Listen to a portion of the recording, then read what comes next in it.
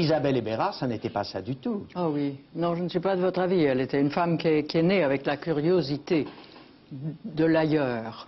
Alors, je pense que ça résume le propos. Ensuite, nous pourrions trouver quantité de raisons personnelles, elles sont moins intéressantes. En effet, ce frère qui était parti 2 fois à la Légion étrangère, 2 fois s'était fait réformer. Et puis, tout ce que je raconte, c'est que l'Orient était sur tous les murs. La fin du 19e siècle a été une véritable promotion de l'autre côté de la Méditerranée. Tout portait un nom arabe ou oriental, on était en pleine colonisation. Il faut aussi se rendre compte que c'était un voyage lointain, mais dont tout le monde parlait, les expositions coloniales. Alors, je pense qu'il y a 2 choses. Il y a la curiosité, et puis un désir de claquer la porte sur l'Occident, qui a été celui, par exemple, des jeunes gens et des jeunes filles en 68. Un certain ras-le-bol de la manière de vivre en Europe. C'est l'ancêtre des hippies pour vous, Isabelle Ebérard? Dans une certaine mesure, oui. Je pense mais pourtant, en même temps, une soif de la vie, une soif des réalités concrètes de la vie. Une soif d'être écrivain, vous savez. Également une soif d'être écrivain. D'être écrivain.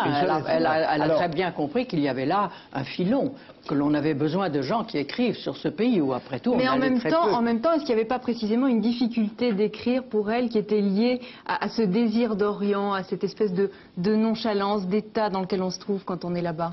Bien, vous en parlez dans votre livre. Oui, sûrement. Ce n'est pas un endroit de tout repos. Et elle a été souvent interrompue, soit par des drames personnels, comme lorsqu'elle a été expulsée, soit par la vindicte d'un certain milieu colon qui la haïssait et qui l'a déprimée au point qu'elle ne pouvait même pas écrire. Elle courait chez Cauvet en lui disant « Aidez-moi, aidez-moi, je veux écrire. » Mais vraiment, on me cherche tellement. Elle a été vraiment une rebelle, une réfractaire et une réprouvrée. D'ailleurs, je vous répète qu'il est très facile, si on a le temps, d'écrire la vie d'Isabelle Ebérard. Il suffit d'avoir accès au rapport de police. Elle a été espionnée depuis l'âge de 16 ans jusqu'à son dernier souffle. Donc c'est un destin très particulier. Et une réprouvée, mais en même temps une provocatrice. Oui, elle était... Par ses attitudes et par ses actes. Si elle n'était pas provocatrice, elle nous intéresserait moins. Oui, c'est tout à fait évident. Je reviens aux réalités dont je parlais, aux réalités charnelles. C'était une femme passionnée sur ce plan-là.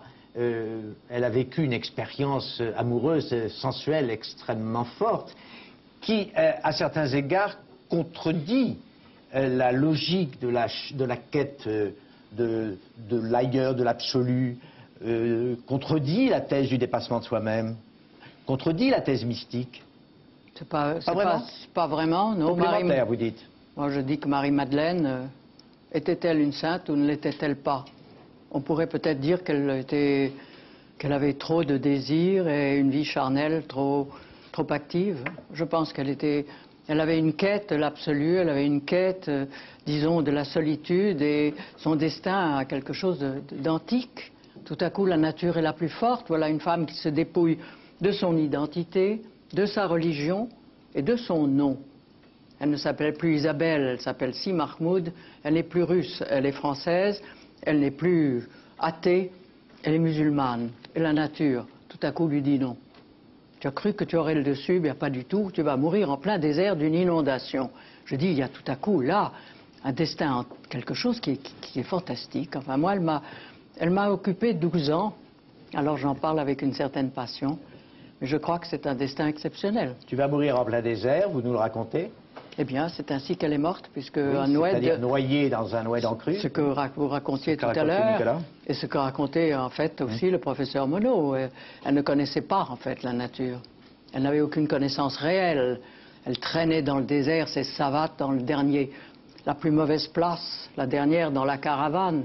Mais elle n'avait pas une vraie connaissance du désert. Pas une seconde, elle n'a pensé qu'un oued asséché à Ain Sefra allait gonfler dans la nuit et emporter toutes les maisons que l'on avait construites, d'ailleurs que les Français avaient construites infiniment trop bas.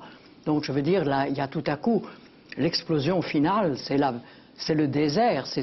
Je n'aime pas dire je n'aime pas rapprocher le désert d'un monstre ou de quelque chose, c'est dangereux, mais ça n'est pas un monstre. Mais il y a quelque chose comme l'acte du Minotaure. Enfin, il y a quelque chose d'exceptionnel dans ce destin de femme. L'Afrique qu'elle a cru conquérir était beaucoup plus forte qu'elle. Mais pas de curiosité rationnelle, pas de curiosité Non. scientifique, pas de curiosité politique. Ah, scientifique, attention. La récolte de tous les champs des nomades à une époque où personne ne songeait à le faire est superbe. La récolte des travaux féminins et des travaux de nomades. Et de montrer comment les travaux d'aiguille des nomades s'abîmaient parce qu'ils n'avaient plus le même fil, les mêmes teintures, etc. Il y avait une préoccupation. Vous parlez de ces livres-là. Oui, oui, Elle absolument. l'exprime dans ses livres. Elle l'exprime. Pas de curiosité politique. Je ne dirais pas ça non plus, non. Je pense que le jugement qu'elle a porté sur certains aspects de la colonisation prouve qu'elle avait une inquiétude politique. Humaine, en tout cas. Certes. Et la relation avec Lyautey, Bah ça, c'est le... c'est sentimental, c'est affectif. c'est difficile à dire. Je pense que Lyautey a été épaté par cette femme et qu'elle a été épatée par Lyautey, mais qu'il ne faut pas aller plus loin. Ça a été une admiration réciproque. On a dit qu'elle avait été sa maîtresse. Oui, ça prête peut-être un peu à sourire. Mais enfin, puisqu'on l'a dit, il y a le témoignage d'un légionnaire qui dit que c'est totalement faux. Et je pense que ça fait partie de sa légende. C'était plutôt un attachement paternel qui liait Lyautey à Isabelle Je Bérard. crois qu'Isabelle a été absolument, comme beaucoup de Français de l'époque, émerveillée et étonnée de voir Lyautey arriver à pacifier une région dans laquelle les Redzous, les pillards rendaient la vie des caravanes impossible et qu'il a vraiment réussi en un temps record de rendre ce lieu habitable et qu'il y a eu une réciproque admiration. Vous dites qu'elle est le premier écrivain maghrébin d'expression française. Oui, si on me donne le nom d'un autre arrivé avant, je dirais je me suis trompé, mais je n'en connais pas d'autre. Elle a écrit un roman. Elle a écrit un très joli roman, très très joli, qui est dans ses œuvres complètes, qui s'appelle Trimardeur et qui est sa propre histoire, avec un départ russe et quelqu'un qui devient docker sur le port de Marseille, s'engage dans la Légion, oublie sa nationalité russe. Elle est très très russe. Hein. Oui, elle est très russe. Vous allez vous sentir orpheline, hein, je crois maintenant, après ces 12 ans passés auprès Oui, de 12 femmes ans comme avec ça. quelqu'un, c'est long, mais enfin, il faudra couler un peu. Nicolas Hulot,